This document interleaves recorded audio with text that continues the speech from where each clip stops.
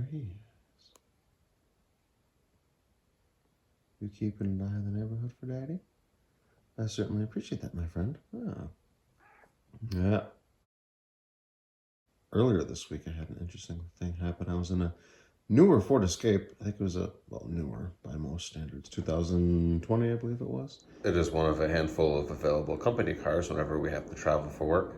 And I went to Grand Blanc, Michigan. On the way there, it was okay. That vehicle is a little rougher. I don't know why. It maybe just is a cheaper, whatever, trim package, but it's shifts kind of rough. It accelerates rough. It deaccelerates rough. It really drives almost worse than my Explorer when it's driving okay.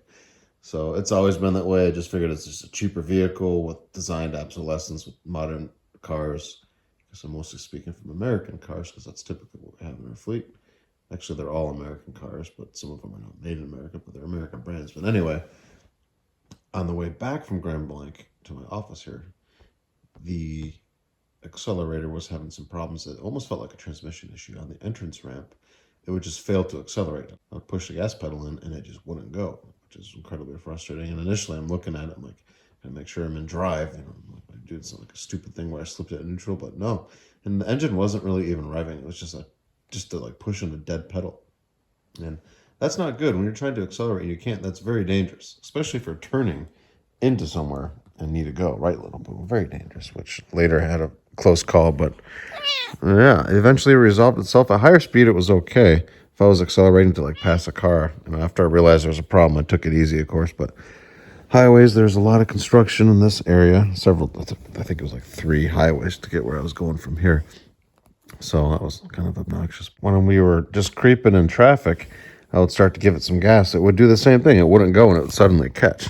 You booping the camera, little boy, aren't you? You booping the camera. That's okay. Actually, it's a camera phone. How fancy is that, little boy? Everything's all in one now. Yeah. So basically, how to get around that, it was just a little bit of luck. Are you trying to find a comfy spot, little boy? Oh, that's a good spot, isn't it? Right on Daddy. Yeah. Oh, you ready for me to finish story time, little boy? Mm-hmm. Oh, he's so cute. He's so cute. Oh. So, yeah, that was a crazy problem. So basically, I would need to get going again because the traffic would clear up and it was time to speed up. On the east side of the state, especially in Michigan, people are doing 80, no matter what the speed limit is, 80 plus. Sometimes 80 is too slow, depending on where you're at. The thing just wouldn't go, and there's people behind me probably thinking, who knows, probably thinking I'm on my phone or just playing around.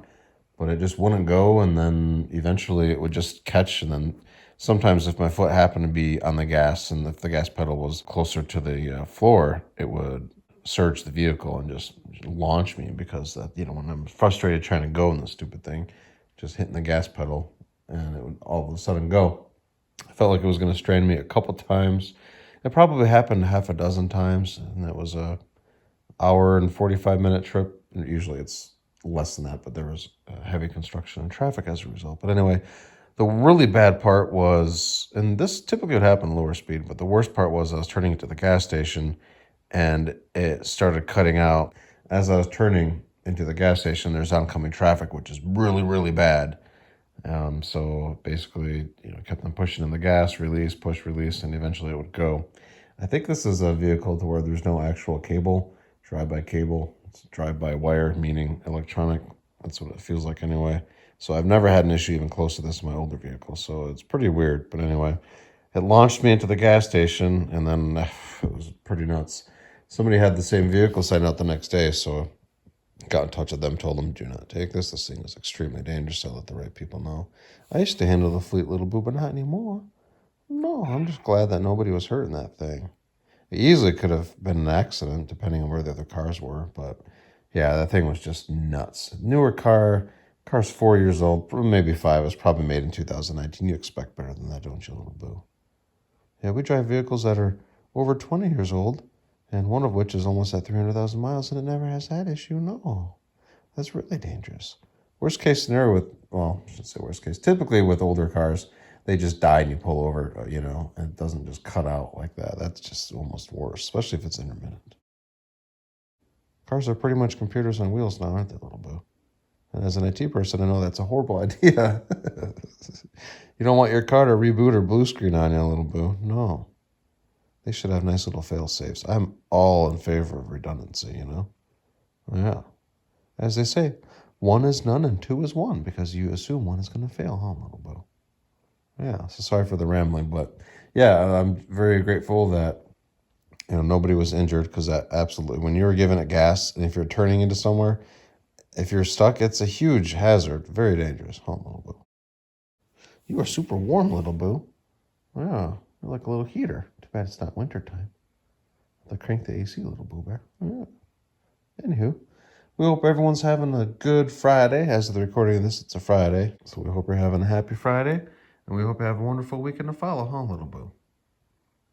Oh, he's too tired, isn't he? Is he a tired baby? What you looking at? Oh, no, is there a bug? Okay. Oh, he's a cutie, man. Look at his little fish face. Yeah. Anywho, thanks for watching, everyone. Bye-bye. With company cars, because most of our work is local here in Michigan and a few surrounding states, we like to buy American brand vehicles just to project that we support local businesses, of course. And one time we bought, I think it was a Ford Transit, and I think there were better options that were made by companies that are foreign auto manufacturers. And we figured out that these vehicles were made in Turkey. They were Fords, and we told the president at the time that these are actually made in Turkey, and his face kind of dropped. I think he was just frustrated that we told him. But there's a lot of foreign vehicles like Toyotas, even some Mercedes, BMWs that are made in America. Michigan being an automotive state, it's interesting. Back in the day, some people were nervous and would refuse to drive foreign brand cars in the Detroit area because a lot of workers over there work in American cars. And sometimes people would vandalize cars that were not American made or American brands. Today, I don't think that really happens at all because foreign cars are very prevalent, aren't they, little boo? Oh, yeah. He's so